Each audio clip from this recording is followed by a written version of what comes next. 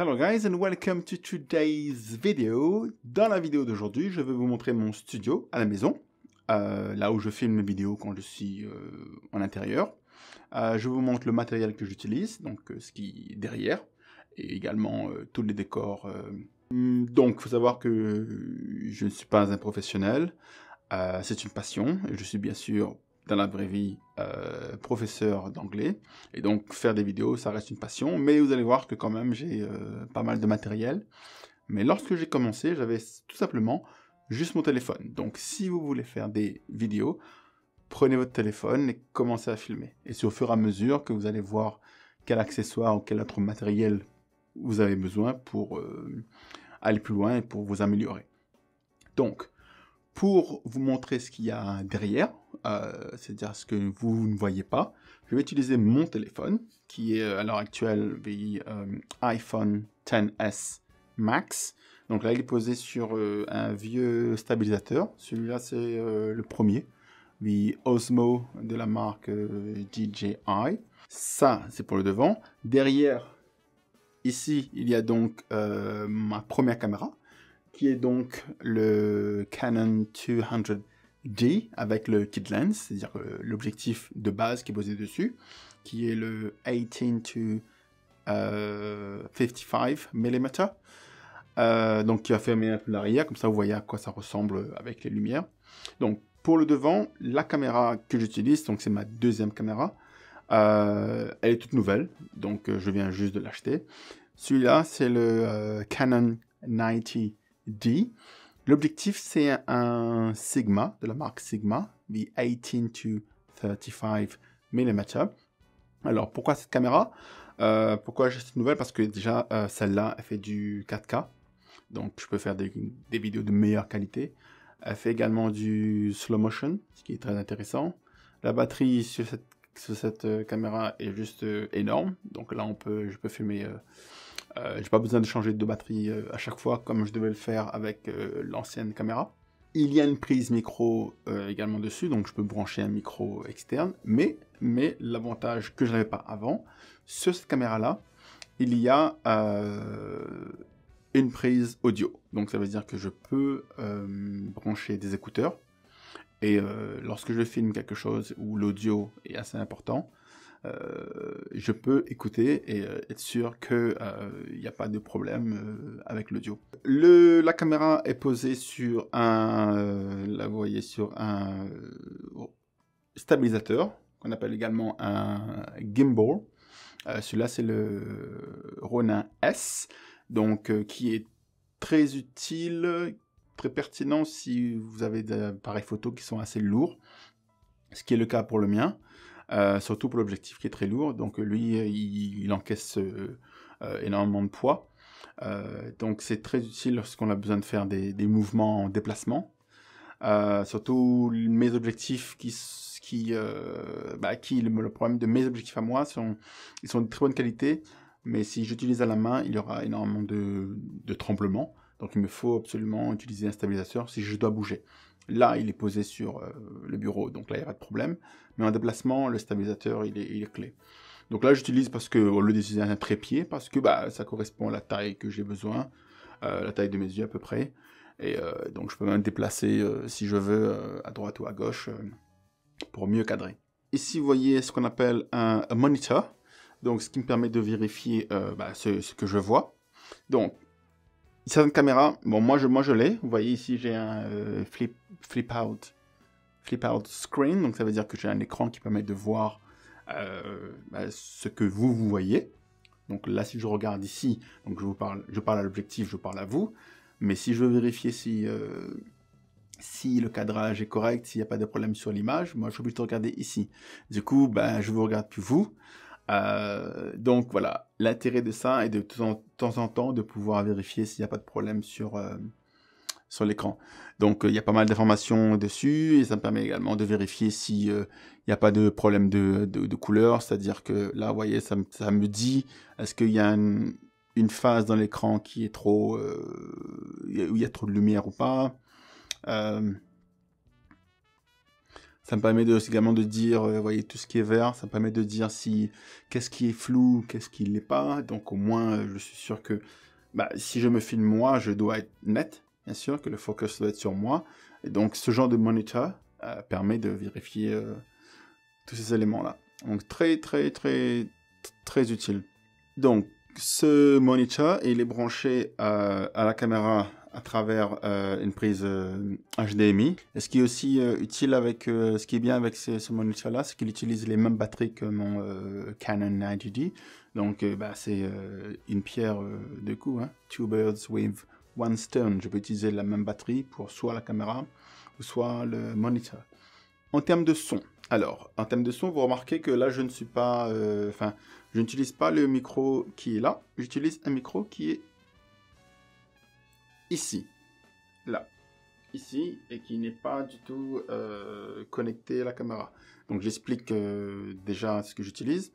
Donc là, j'utilise un shotgun mic. Celui-là, c'est le NT-G4 Plus, qui est relié à un enregistreur qui est le Zoom H5. Donc l'enregistreur avec recorder, donc il enregistre donc ma voix, l'audio, sur une carte SD que ensuite moi j'utilise sur mon ordi et que je synchronise au montage avec la vidéo. L'avantage de cela, c'est que je vais vous faire un test, je vais vous montrer à quoi ressemble le son si j'utilise depuis la caméra. Hello guys and welcome to today's video. Today I'm going to talk about... Donc là vous voyez le son il est peut-être un peu... il est pas terrible en fait, hein? Donc c'est pire si je recule.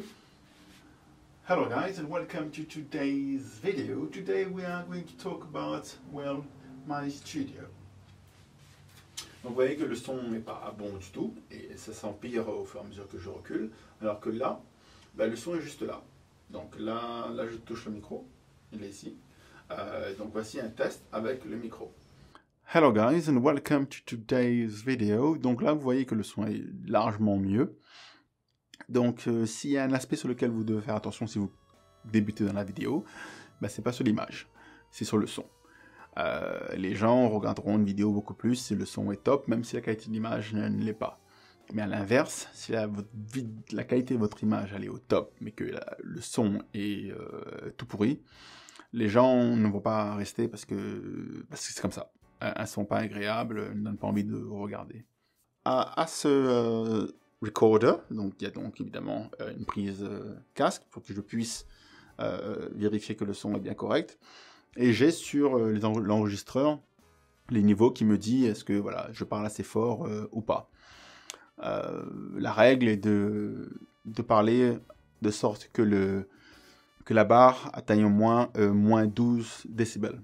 D'accord? Donc là, c'est le niveau optimal pour avoir un son de qualité au niveau du montage. Concernant le bureau, ici, c'est un bureau réglable qui est lui tout neuf, donc c'est le dernier achat que j'ai fait. C'est un bureau motorisé qui permet de soit être debout, soit être assis. Donc si j'appuie sur le bouton 2, il va se mettre en position assis.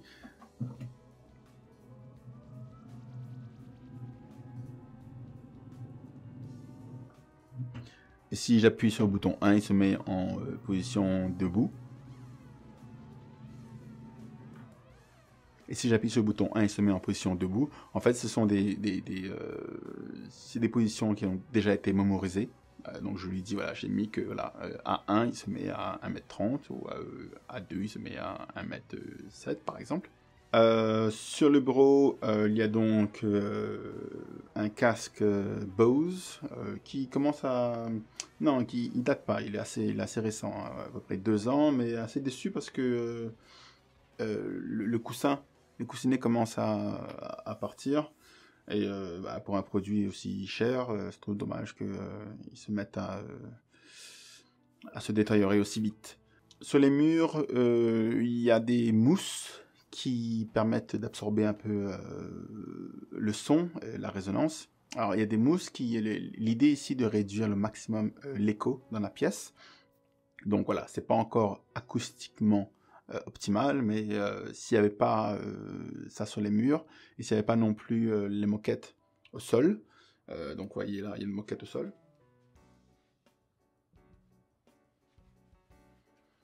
Bah, le son n'aurait pas été aussi bon. Là, je ne dis pas que le son est parfait, mais sans cela sur les murs, sans la moquette au sol, le son aurait été plus médiocre. En termes de lumière, j'ai fait le choix de ne pas utiliser la lumière du jour. Donc là, il y a une fenêtre dans le bureau que je n'utilise pas.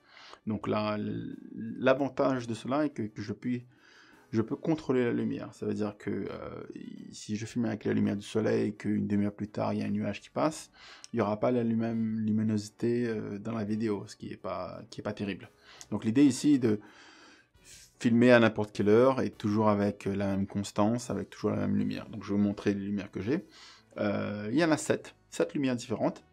Donc je vais vous montrer l'importance et le rôle qu'a chacun. Donc pour cela, je vais éteindre toutes les lumières. Alors, là normalement j'ai éteint toutes les lumières sauf une seule, qui est donc le Light Strip de la marque Philips. Donc je ne l'ai pas éteint parce que je peux l'éteindre avec le téléphone, mais là j'utilise le téléphone pour vous enregistrer tout de suite là. Donc je l'ai laissé allumé. Donc l'intérêt de cette lumière, bon, c'est évidemment de mettre un peu en valeur le décor et de faire en sorte que je puisse moi ensuite être séparé du décor. Donc là je vais allumer ma lumière principale.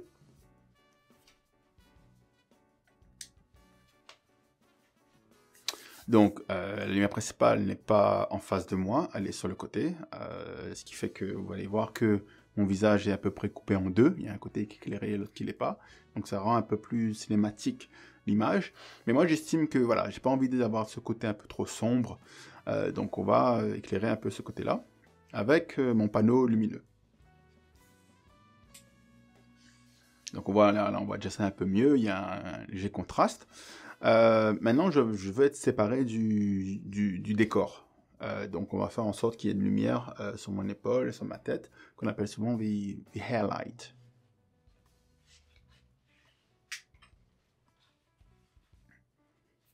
Donc là, vous voyez qu'il y a une légère lumière ici, et également ici, qui me sépare un peu plus du décor. Mais moi, j'estime que voilà, c'est peut-être encore un peu plus trop sombre ici à mon goût. Donc, on va allumer une autre lumière qui se trouve en haut. Ah, ça commence à être pas mal là. Donc là, j'estime que moi, je suis assez éclairé à mon goût. Maintenant, on va faire en sorte d'éclairer un peu plus le décor, rendre un peu ça un peu plus vivant.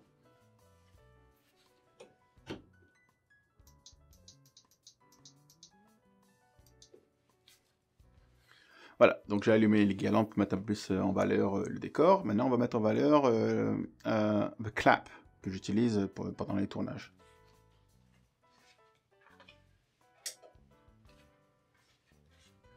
Pour mettre en valeur le clap, j'ai utilisé une petite lampe qui se trouve derrière. Et voilà, donc là j'ai mis également l'iPad juste là. Donc j'aurais également préféré mettre en valeur le tableau. Donc là l'idée pour cela, bah, c'est de tout simplement mettre une petite lumière sur le tableau. Donc par exemple si on prend une lumière telle quelle, vous voyez que si j'éclaire le tableau, il est un peu plus en valeur que s'il n'y a pas de lumière. Mais là, j'en ai qu'une seule, donc je vais la laisser ici, parce que je préfère m'éclairer moi, comme ça. En ce qui concerne la colonne que vous voyez ici, il y a donc des petites statues de Michael Jackson, qui est donc bien sûr l'un de mes chanteurs préférés. Deux objectifs que j'utilise, le 50 mm et les 18 mm. Ces deux objectifs-là sont pas mal pour avoir beaucoup de flou dans l'arrière-plan. Donc ça met bien en valeur l'objet qu'on filme. Au milieu, une statue qui m'a été offerte par une élève il y a quelques années, que évidemment je ramasse comme joli souvenir. Un drapeau, juste là, qui a été fait également par une élève à la main. Donc pareil, je ramasse en tant que souvenir parce que je trouve ça très super joli. Un tableau et a Taxi que j'ai acheté, alors je crois que j'ai acheté ça à Maison du Monde. J'utilise le clap évidemment là comme décor dans mon studio, mais lorsqu'il y a un tournage et où j'ai besoin de l'utiliser, donc je l'emmène avec moi. Donc un clap, pour ceux qui ne savent pas, ça permet de synchroniser le son et la vidéo si les deux ne sont pas connectés, comme là moi je le suis. Donc lorsque je commence une vidéo, je commence l'enregistrement sur l'appareil photo, je commence l'enregistrement sur le recorder et ensuite je fais. Et lors du montage, je verrai deux pics sur la vidéo et sur le son et j'ai plus qu'à aligner les deux pour avoir une image et un son synchronisé.